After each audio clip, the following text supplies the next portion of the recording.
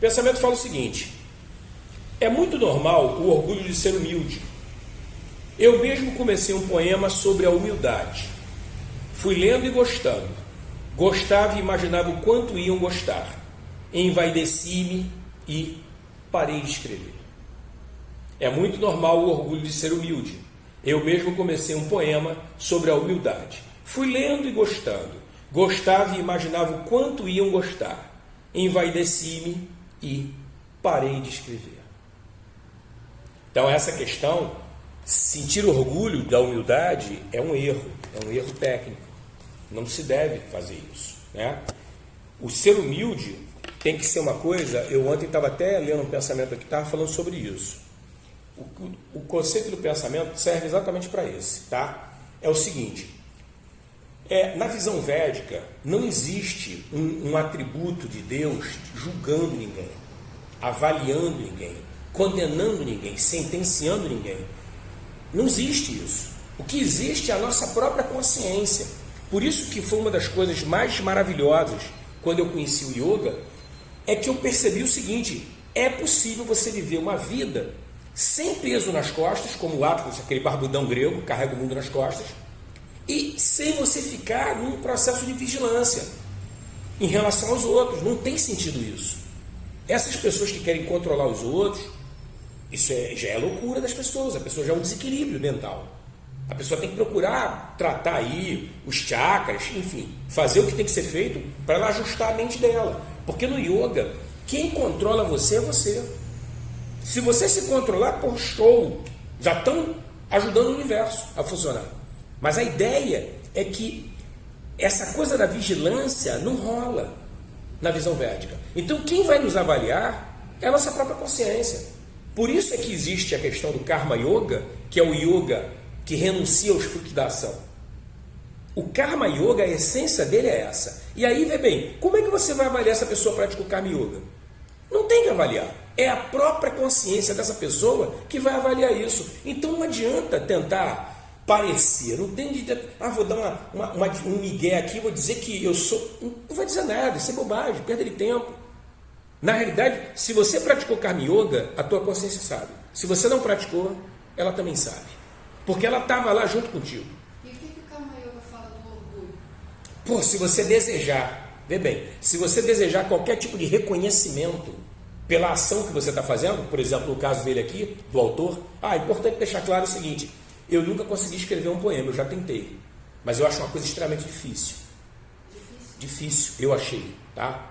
E aí, essa semana, até eu conversando com uma moça, uma aluna que é artista plástica, né? Uma pessoa das artes, e ela falou assim: mas Alexandre, uma pessoa para escrever poema, ela tem que ter algum nível de sofrimento. Eu confesso a você que eu sorri internamente. Eu falei, então, eu nunca sofri o bastante para escrever um poema. O que acontece é que ela falou uma coisa que me chamou a atenção, porque na minha adolescência, quando eu estava fazendo o segundo grau, eu conheci um camarada, cara, gente boa pra caramba, era um cara conhecido pela escola toda, o Tião. Cara, Tião é um escritor monstro. A gente sentava numa mesa de bar, sentava numa pracinha, sentava na arquibancada do colégio, da quadra da escola, qualquer lugar, o Tião fazia. Tião fazia poema, cara, guardanapo. E ele tinha umas paixões, sabe? Ele tinha Aí eu me lembrei, quando ela falou sobre a questão do sofrimento, eu me lembrei do Tião, né, cara? Porque o Tião é um cara assim, sabe os caras românticos ao extremo? Sabe, a pétala da rosa que está presa no cabelo da amada. O Tião entrava num delírio, eu ficava só olhando pra cara dele, eu falei, meu Deus do céu, cara, esse cara tá maluco. Eu pensava comigo mesmo, né? Só que quando eu fui experimentar essa onda de escrever poesia, eu particularmente achei tudo extremamente difícil, cara. Eu falei, cara, como é que eu vou escrever isso, cara? E eu não sou uma pessoa, assim, com muita dificuldade para escrever, cara. Sempre fiz boas redações, sabe? Não sou um camarada assim com dificuldade. Mas aí ela me explicou, e talvez seja a questão. A questão emocional, você conseguir segurar essa emoção, eu acredito que eu já tenha tido, todo mundo acho que já teve, e você conseguir canalizar essa emoção para o papel, para colocar ali. Talvez a minha dificuldade esteja nisso aí. Entendeu? E o Tião não, o Tião fluía essa parada com ele, cara. Impressionante. E ele preparava. Não, treinamento, claro. E não é só isso, é uma coisa que eu falo sempre com vocês aqui, o seguinte, não adianta você saber, eu sei que eu tenho intuição, e daí? E daí? A tua intuição vai te ajudar em quê pelo fato de você saber que ela existe? Você tem que ter intimidade, cara, é igual namoro. Uma pessoa que namora, que não toca no outro, uma pessoa que namora, que não está junto do outro, uma pessoa que namora, mas não compartilha as coisas do outro, não namora, cara. Não namora. É uma fachada social. É isso. Mas não tem uma empatia, não tem uma presença prática. Então, acredito eu que na questão da poesia não é diferente. Não seja diferente. À medida que você vai tendo intimidade com o teu emocional e com a capacidade de escrever sobre o teu emocional, porra, aí a coisa flui, cara. Então, na realidade, talvez eu tenha sido vencido lá atrás, na adolescência, simplesmente porque eu não tinha esse conhecimento que eu tenho hoje. De, perceber que eu preciso de quê? De treinamento, como todo mundo. Ninguém nasce assim, o Divino Espírito Santo me dotou. Não é por aí. Entendeu? Requer treinamento. E eu acho também que às vezes a pessoa nasce mais yang por algum motivo. Cada um, né, tem uma experiência maior. Tem gente que é mais yin, que é mais introspectivo, que é mais emocional, que de fato acaba escrevendo com uma certa facilidade, porque já tem aquele interior mais yin. Agora, tem gente que é mais yang, mais para fora, como você vê, para fora, você mostra, faz vídeo, produz. Então, mas olha só, nesse ponto eu vou discordar de você. Porque eu sou muito mim, cara. Isso aí, de produzir vídeo, de fazer palestras, de dar curso, isso foi um esforço, cara. Sério mesmo, não estou falando de onda, não. Foi um treinamento.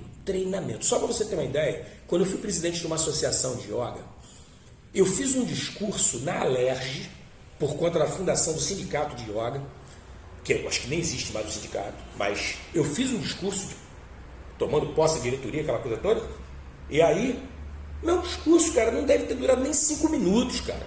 Porra, eu estava ali extremamente incomodado naquela situação, todo mundo me olhando, quer dizer, palco pra mim, cara, porque é um pesadelo, cara. Aí eu, me concentrei, cara, eu pratico yoga, cara, respirei fundo, vamos lá. E aí eu foquei em algumas coisas que eu queria falar e mandei, cara. Tanto que o Carlos Link, o deputado, falou assim, professor Alexandre, sempre com discursos contundentes. Ele, pra mim não foi elogio nenhum, cara. Eu só botei pra fora aquilo que eu já tinha visto que era necessário falar e não tava ali pra enrolar nada, né, cara? Até me criticaram porque eu tava de terno e gravata, imagina essa figura de terno e gravata, e eu tava com a mão no bolso, Aí não, Alexandre, falei, meu irmão, não tinha onde enfiar a mão, vou botar no bolso, meu irmão, mas você vê qual é incômodo, olha só, microfone na mão, terno, gravata. Se você não treina para fazer esse tipo de trabalho, você se sente extremamente desconfortável. Felizmente, as técnicas de yoga me ajudaram a focar naquilo que eu tinha que fazer, que era o tema do discurso. Se eu foco na indumentária, no quão ridículo eu estava me sentindo naquele momento, eu não fazia discurso nenhum, cara. Eu ficava num silêncio total.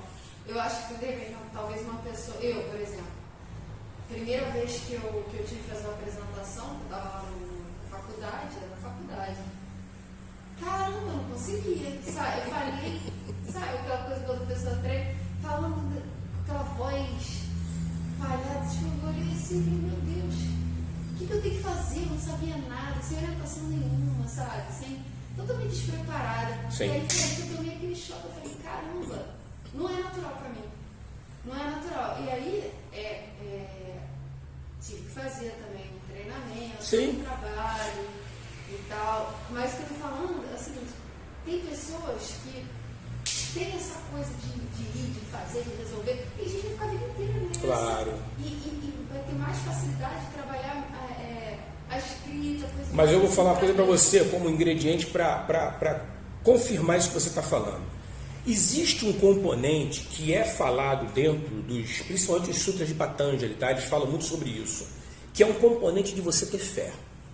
Se você não trabalhar essa fé em você, não basta fé em Deus, você tem que ter fé em você também. Não, cara, eu vou conseguir.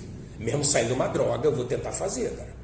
E da próxima vez vai ser melhor, sabe? E outra coisa, você lidar, porque o componente da fé, ele fecha uma história aí, no sentido seguinte, não é só eu me atirar aos leões, não é só eu me colocar num palco, é eu lidar, eu aprender a lidar, desculpe, com o meu mau desempenho.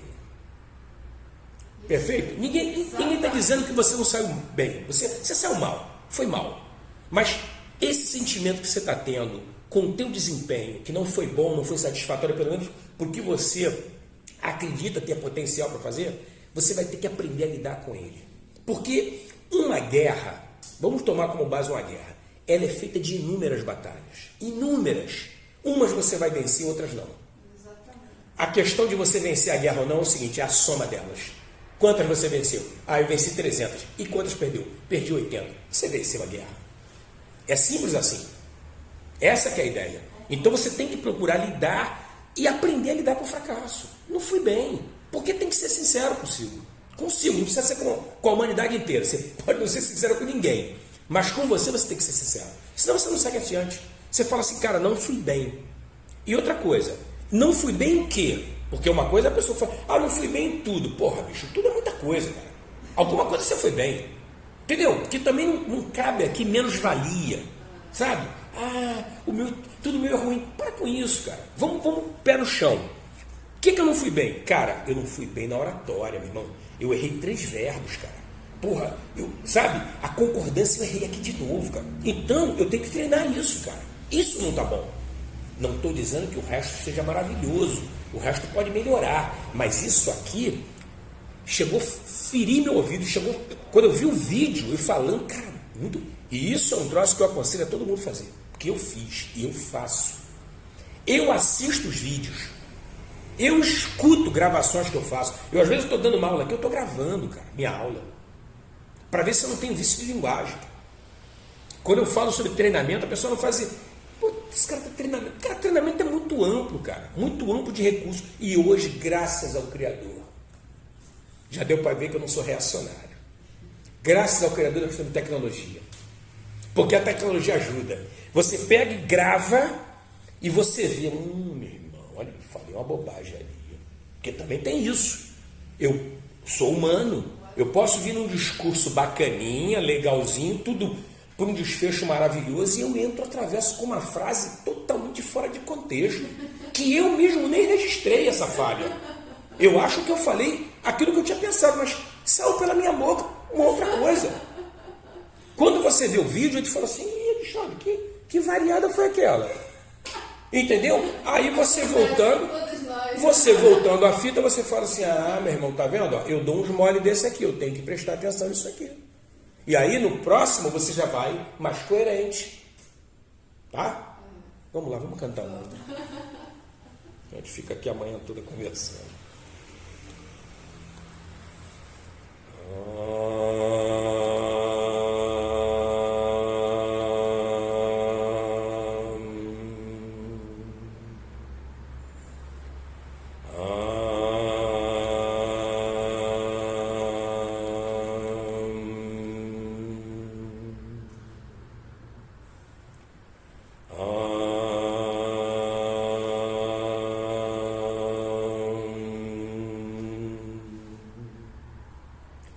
Yogena citasya padena vacham malancharirasya chavadyakenam yopakarotam pravaramuninam patanjalim pranjaliranatusmim abahu purushakaram Shankachakra-siddharinam Sahasrashirasam Shubhetam Pranamami Patanjalim Harihi Om